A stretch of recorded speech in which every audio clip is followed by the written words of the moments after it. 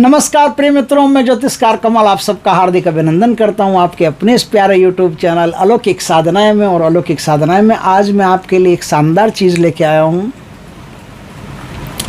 किसी भाई को ऐसा लगता है कि मेरी तकदीर बंद पड़ी है, बरसों से जाग ही नहीं रही। जिस काम में हाथ डालता हूँ फेल, दुकान करता हूँ फेल, पढ़ाई करता हूँ फेल, बस फेल के अलावा और कुछ है ही नहीं मेरी ज़िंदगी में।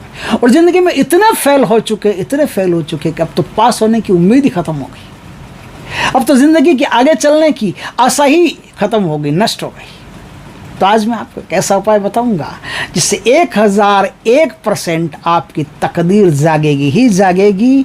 और तकदीर के पास ऑप्शन ही नहीं बचेगा जागने के अलावा, आपको सपोर्ट करने के अलावा, आपको प्रोग्रेस देने के अलावा, आपको उन्नति देने के अलावा, आपको विकास देने के अलावा तकदीर के पास और कोई ऑप्शन ही नहीं बचेगा। देना ही पड़ेगा भगवान की कृपा से। ये मैं गारंटी नहीं ले रहा हूँ, ऐसा मैं ठोक करके अभिमान बस नहीं कह रहा हूँ। ये मुझे परमात्मा की कृपा से पूर्ण विश्वास है। आज जो मैं बात बताऊँ उस पर पूर्ण विश्वास है, इसलिए मैं कह रहा हूँ। ये कोई अहंकार का विषय नहीं है, ये विश्वास का विषय है। देखिए दोस्तों, बात क्या है, अक्सर जब हमारी किस्मत ऐसे होती है तो हम क्या होते हैं, जैसे ज्योतिष के पास जाते हैं, गुरुओं के पास जाते हैं। हम जैसे गुरु बैठे रहते हैं ऐसे कुर्सी वुर्सी लगा करके आराम से, और माला वाला पहन करके बढ़िया गुरु बैठे रहते हैं। हम जैसे गुरुओं की कमी नहीं है धरती पर, एक ढूंढो 50 मिलेंगे। और हम जैसे गुरुओं के पास क्या होता है, कुछ नहीं होता। ठन ठन गोपाल, जैसा चेला जैसा गुरु वैसा चेला। वो नरसिंह राव के बारे में कहते थे ना, जैसा गुरु वैसा चेला, तिहाड़ जेल में ठेलम ठेला। तो हम जैसे गुरुओं के पास कुछ नहीं होता। गुरु तो वो अलग ही होते हैं, उनकी बात ही अलग होती है। 3 प्रकार की जो गवेषणा होती है, पुत्रेषणा, लोकेषणा, वित्तेषणा, तीनों जिसमें नहीं हो और तीनों से जो परित्यक्त हो गया हो, पृथक हो गया हो, वो गुरु होता है। हम में तो तीनों हैं, हम तो तीनों के लिए पुत्रेषणा है, गवेषणा है, लोकेषणा है, वित्तेषणा, सब तो सारी ऐषणा हम में ही है। धन भी हमको चाहिए, पैसा भी हमको चाहिए, संतान का सुख भी हमको चाहिए, प्रसिद्धि भी हमको चाहिए, राम राम करने वाले बाबा जी, गुरु जी प्रणाम करने वाले भी हमको चाहिए। तो हम किस किस बात के संतान? आपको मिलेंगे वही जो हम जैसे हैं। आपको वो नहीं मिल सकता जो उनके जैसा है, जिसको परमात्मा ने बनाया है, जिसको परमात्मा ने निर्मित किया। वो नहीं मिल सकता। वो नहीं मिल सकता। क्यों नहीं मिल सकता? इसलिए नहीं मिल सकता क्योंकि 500 साल पहले तुलसीदास जी कह के गए, बिनु हरि कृपा मिले नहीं संता। तो विभीषण कहता है हनुमान जी को कि हनुमान जी आपके दर्शन करके तो मैं तो धन्य हो गया, मेरा तो रोआ रोआ ऐसे लगता है जैसे ओहो बड़ी शीतलता प्राप्त हो रही है। आप जैसे संत का दर्शन किया बिनु हरि कृपा में, ये तो भगवान का अत्यंत आशीर्वाद मुझ पर, अत्यंत कृपा मुझ पर वर्षित है। आप जैसे संत का दर्शन हुआ मेरे को, बिनु हरि कृपा मिले ही नहीं संता। और हरि कृपा कब होती है? जब जीव की कृपा होती है। जीव से ही शिव की कृपा होती है। इस बात को कभी नज़रअंदाज मत करना। आप चाहते हो कि बहुत बड़ी बड़ी पाठ पूजाएं करवा लेने से, बहुत बड़े मंदिरों मस्जिदों में जाके नमाज पढ़ लेने से, आप गिरजाओं में ये कर देने से, वो कर देने से, कहीं कुछ कर देने से कुछ भी नहीं होगा। सिर्फ एक ही बात, जीव मात्र की सेवा करोगे तभी आपकी तकदीर का स्वामी जो परमात्मा है वो आपकी तकदीर को झंझेड़ करके, जगजोर करके जगा देगा। जाग बेटा जाग, जाग मचंद्र गोरख आया।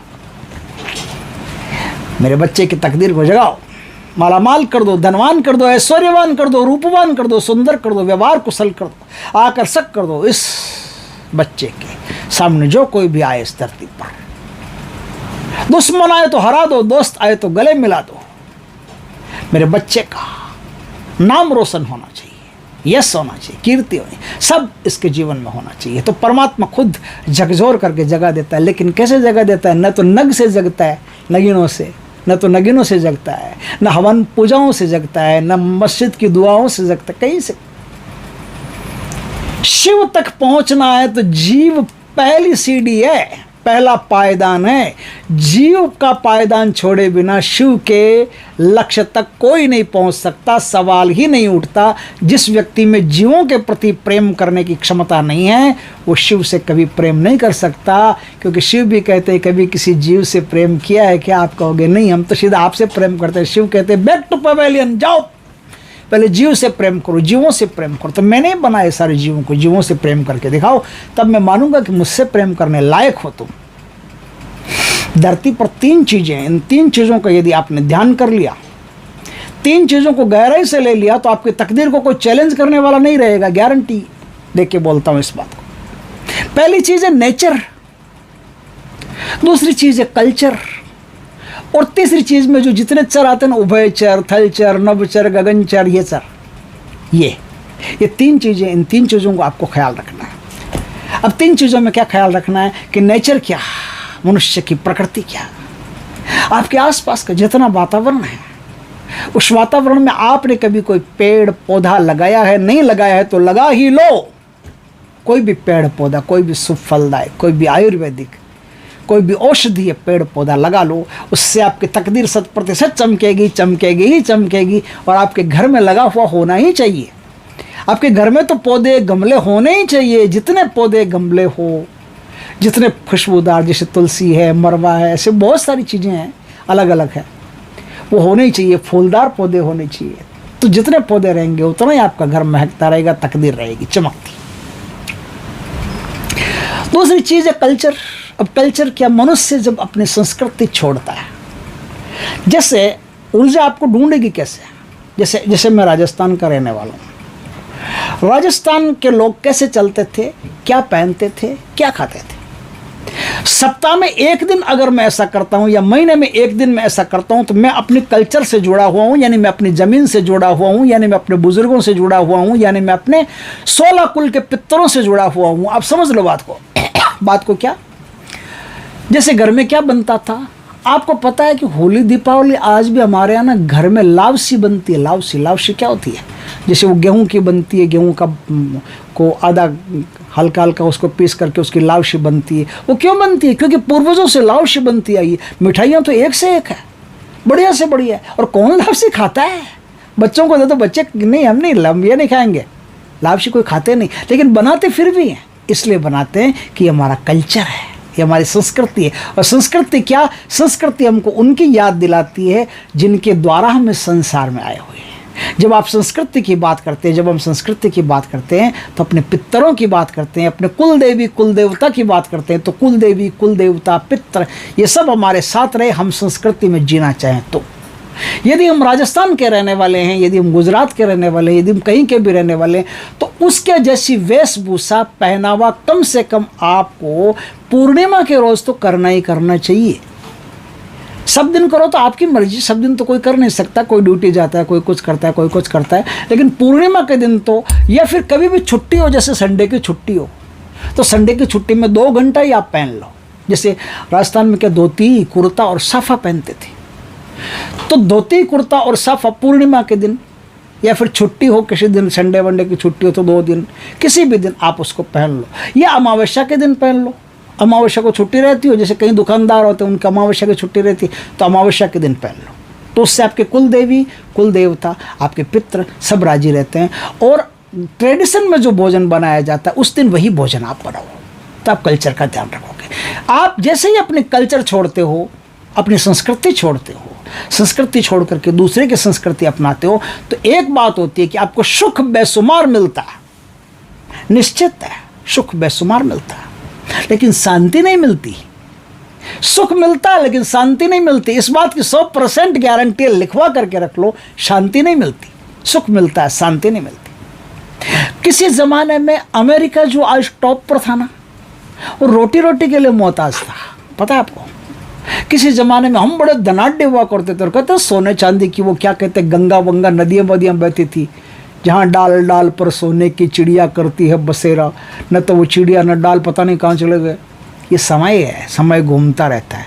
हमने किसी और की संस्कृति अपनाई, किसी और ने हमारी संस्कृति अपनाई, हमने अपनी संस्कृति की खिचड़ी कर दी, उन्होंने अपने हमारी संस्कृति की खिचड़ी नहीं की। उनको सुख तो बेशुमार मिला, सुख के संसाधन बेशुमार मिले, हमें नहीं मिले, क्योंकि हमारी संस्कृति का कोई ठिकाना नहीं है। हम थोड़े से मुसलमान हैं, थोड़े से हिंदू हैं, थोड़े से ईसाई हैं, थोड़े से ये हैं, थोड़े से वो हैं, थोड़े से वो हैं। हमने तो खिचड़ी बना ली, उन लोगों ने खिचड़ी नहीं बनाई। उन लोगों ने खिचड़ी नहीं बनाई तो उनके पास बेशुमार धन दौलत ऐश्वर्य सुख सामग्रियाँ सब कुछ भोग रसायन मिलेगा उनके पास, लेकिन शांति नहीं। अमेरिका के पास सबसे बड़ी अशांति है। सबसे बड़ा अशांति में जीने वाला अगर कोई देश है तो अमेरिका है। और उसके बाद आप देखते जाना, देख लो, इस चीज़ को नोट कर लो कि आप जैसे ही दूसरे की संस्कृति अपनाते हो, वैसे आपको सुख तो मिल सकता है, उसकी भी कोई गारंटी नहीं। सुख तो मिल सकता है लेकिन शांति नहीं मिल सकती। शांति आपको अपनी ही संस्कृति में मिल सकती है, क्योंकि गेंद को आकाश में फेंको, वो जितनी देर हवा में रहेगी, घूमती रहेगी, लगेगी मस्त सबको घूमती हुई, उड़ती हुई, लेकिन उसको शांति कहाँ मिलेगी? जमीन पर आकर ठप ठप ठप ठप ठप 3-4 बार 5 बार ऐसे उछल करके फिर एकदम वो अपने जमीन के बराबर एकदम सतह पर आकर के विश्राम करेगी, तभी उस गेंद को शांति मिलेगी। हिंदुओं में से हजारों लाखों लोग कन्वर्ट हुए, मुसलमान बने हैं, उनको कुछ कुछ सुख भी मिला है लेकिन शांति नहीं। आज वो इतने प्रताड़ित हैं कि इतने डरे हुए, दुखी, परेशान, पीड़ित, एक दूसरे को मरने मारने के लिए अंदर से इतने उत्पीड़ित है, इतने पता नहीं क्या क्या उनके मन में चल रहा है, क्या क्या, बहुत परेशान, बहुत दुखी है जितने भी लोग ट्रांसफ़र हुए हैं। जबकि आप अरब के मुसलमानों को देखो, वो कोई ट्रांसफ़र नहीं हुए, कोई वो अपना नहीं किया, धर्म परिवर्तन नहीं किया, जैसे हैं वैसे हैं, बड़े सुखी हैं, बड़े शांत, बहुत सुखी, बहुत शांत। आप सुखी और शांत रहना चाहते हो तो अपनी संस्कृति में सुखी और शांत रह सकते हो। तो अपनी संस्कृति को आप कभी मत भूलो। जैसे ही आप अपनी संस्कृति को, कल्चर को भूल गए काम से आपको फिर इस दुनिया में कोई नहीं है। आपके पितृ चले गए, आपके पूर्वज चले गए, आपके कुल देवी देवता चले गए, आपका पता ही नहीं अब कौन है क्या है, कुछ गए काम से। और तीसरी चीज़ मैंने बताया, ये जो चर होते हैं, नवचर, थलचर, जलचर, जलचर, पलचर, ये सब, इनको जैसे ही आप अपने करीब लाओगे ना, जैसे मछलियों को आटे की गोलियां बना करके देना, जैसे चींटियों को बूरा, शक्कर, आटा, घी मिला करके कसार बना करके ये खिलाना, जैसे पेड़ों पौधों की सेवाएं करना, जैसे जो भी पशु पक्षी है, जैसे श्वान है, कुत्ता, कुत्ते को तो दरवेश माना गया, लाल किताब में कुत्ते को दरवेश माना गया।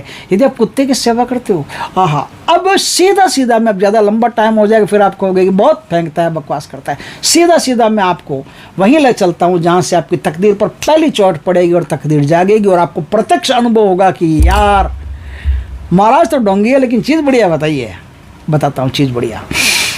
बढ़िया चीज़ ये है कि आप किसी भी अमावस्या से इस काम को शुरू करें। देखिए, जब कोई चीज़ को अंधेरे में से निकालना हो, प्रत्यक्षीकरण करना हो, तो अमावस्या से शुरू करना है। और प्रत्यक्ष किसी चीज़ की सेवा करनी हो तो पूर्णिमा से सेवा करना है। तो आपकी तकदीर को जगाना, यानी कि जो सो रही है उसको जगाना, तो काली रात, अमावस्या की रात से इसको शुरू करें। तो 14 जिस दिन हो उस दिन रात को अगर अमावस्या आ जाए तो अमावस्या से, नहीं तो अमावस्या की घटी पर जिस पर पढ़ते हो वहाँ से आपको शुरू करना। क्या करना है, आपके नाम के अक्षर कितने हैं? जैसे मेरा नाम है कमल, तो 3 अक्षर आते हैं। अंग्रेजी में लिखता हूँ तो 5 अक्षर आते हैं। अब अंग्रेजी में अपना पूरा नाम KAMAL लिख दिया मैंने, पूरा 5 अक्षर आते हैं। अब वो अपना नाम लिखिए, पूरा अपना नाम लिखिए। आपका नाम के जितने अक्षर आते हैं अंग्रेजी में नोट कर लीजिए, कोई दिक्कत नहीं। चाहे तो हिंदी में कर लीजिए, चाहे तो अंग्रेजी में कर लीजिए। अंग्रेजी में करेंगे तो ज़्यादा बढ़िया रहेगा, क्योंकि ये जो क्रियाएं हैं ना, ये सब उन अंकों पर आधारित होती है जिन अंकों को अंग्रेजी से जोड़ करके देखा जाता है।